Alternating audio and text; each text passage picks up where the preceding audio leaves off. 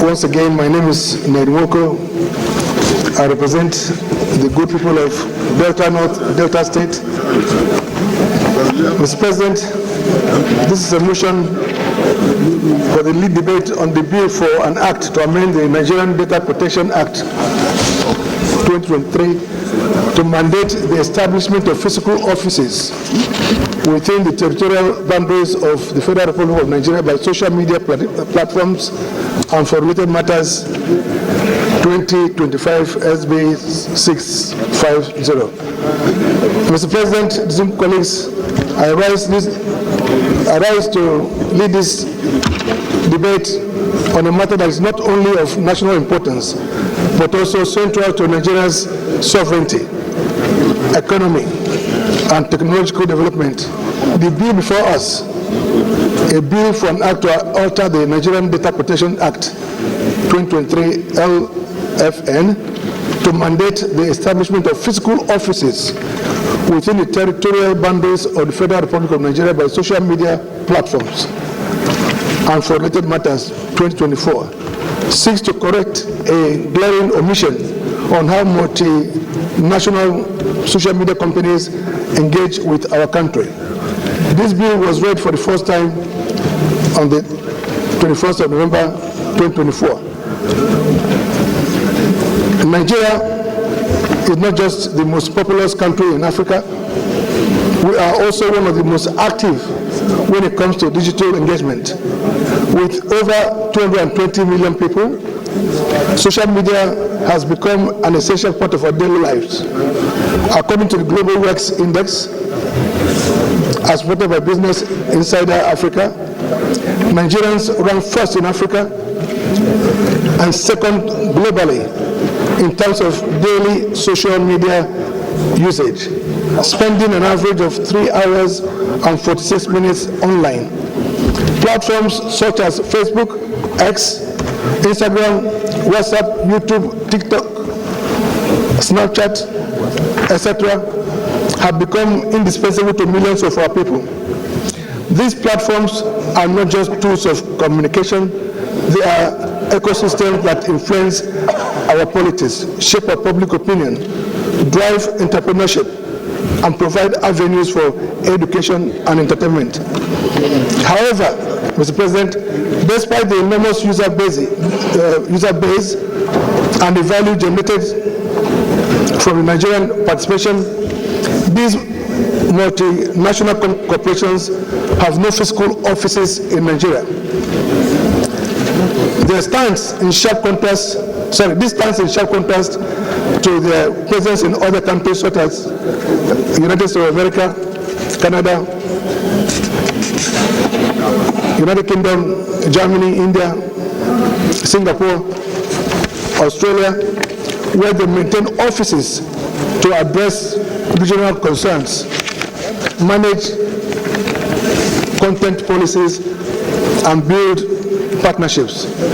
Mr. President, distinguished colleagues, the absence of physical offices for these social media giants in Nigeria presents major challenges, including: 1, limited local representation.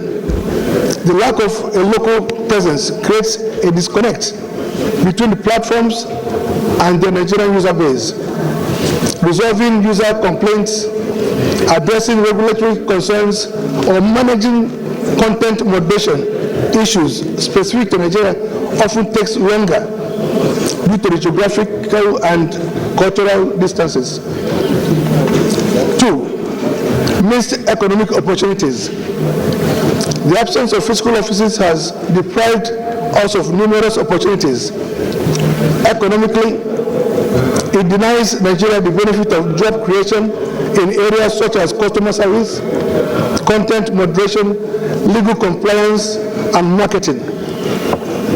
Imagine the thousands of young Nigerians who could be employed by these companies, gaining valuable skills and contributing to our economy. Technology transfer is another area where Nigeria stands to benefit immensely. Countries like China, South Korea became leaders in electronics and automobile manufacturing by fostering local partnerships with foreign firms and adapting their technologies.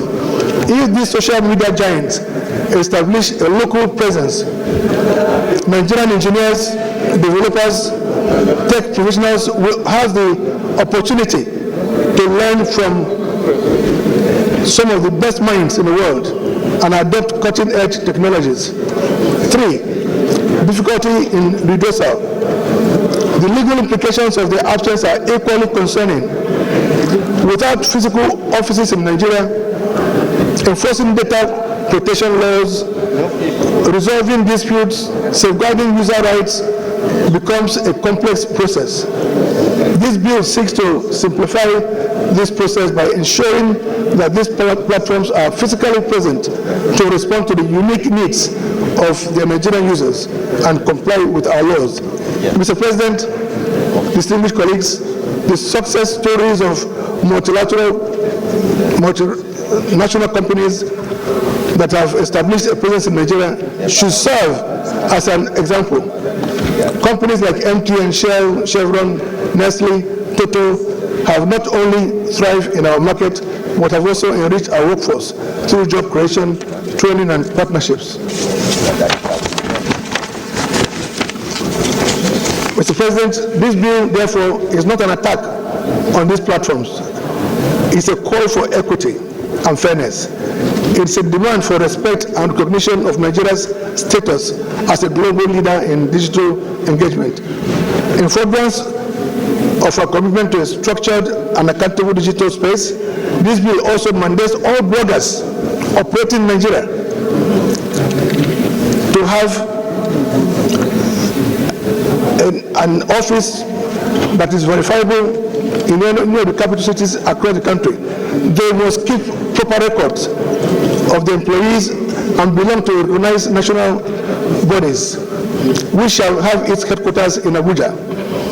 We cannot continue to have a situation where individuals operate anonymously, spreading information mostly false without any structure or accountability. Just like traditional media houses, bloggers must be properly registered and regulated to ensure professionalism, transparency, and responsibility in their operations. Mr. President and my colleagues, I urge all to support the policy of this bill. It's a bold step towards ensuring that Nigeria's digital space is not only vibrant, but also fair and just for all stakeholders. I so move, Mr. President. Thank you. Mr. President, distinguished colleagues, I rise to support this very important bill. It's a bill that has been running in my mind, and I want to thank the sponsor for bringing it up. The social media space is one area that is being overlooked, but it's very important because the world is going towards the social media and the business are being done online, and attentions are being tilted towards that. It may interest you, Mr. President, to note that even those companies that used to have offices in Nigeria have closed their offices, such as Google and Microsoft. They used to have the office in Nigeria, but as I speak with you today, they have all closed their office. And this has provided room for us to avoid so many taxes, revenues that should be accrued to Nigeria. There are so many revenue that are being generated online today.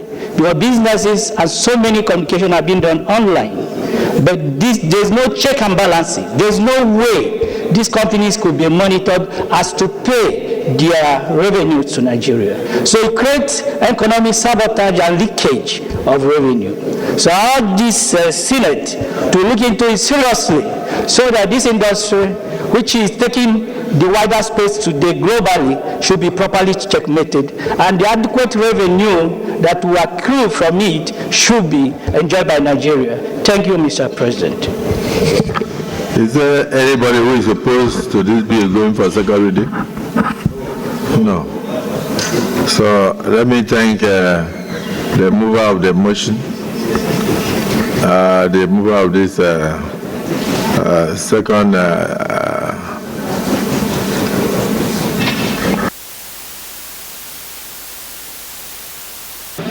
I know the bill, particularly while it was on the lead debate, was a little bit complicated. When you mention something like blockers and all that, the world has gone so digital, and ICT makes more money than the oil industry today. So much so that even with your iPad, with your laptop, the only thing you can provide would be just the address. I think they call it IP address. And and then you go into business and the major means of livelihood.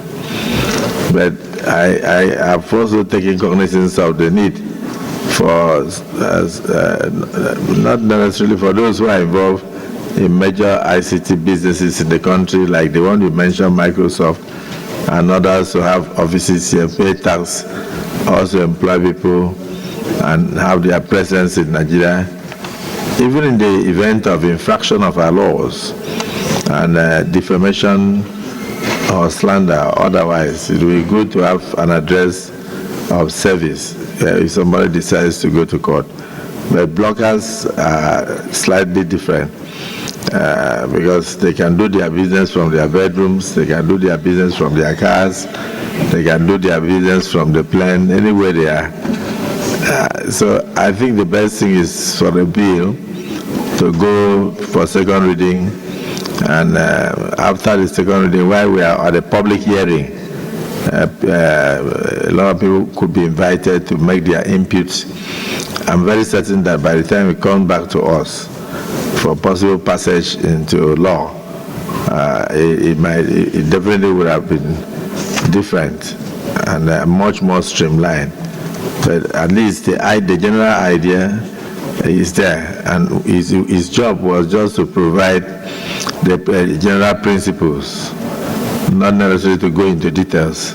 So when they go into details at a public hearing, it will be clear. I don't want the world to misunderstand us as if the Senate is trying to gag the social media. No, that is not the intention here. The intention is for tax purposes, and also to have a register of, in fact, it's good for them, because now with the new tax innovation, if you are not making, as a company, up to 50 million in a year, you are exempted from taxation. And if you are an individual trader and you don't make up to 1 million, you don't have to pay tax. Or you make 1 million or under, you don't have to pay tax. So for the purpose of tax and for the purpose of clarity of what you are doing, and for record purpose, I think this is a good bill. However, I was looking to see whether there is any way it will tend to gag the freedom of expression or tend to stop the business of, in quote, bloggers. There is no such thing. So when eventually it goes to the public hearing, I'm sure we'll be able to cross the T's and dot the I's before it comes back to the Senate. So I thank you for bringing this, distinguished Senator Nedwoko. In the absence of any opposition, those who support that this bill be now read a second time, say aye. Those against say nay. The ayes have it. Clerk of the Senate.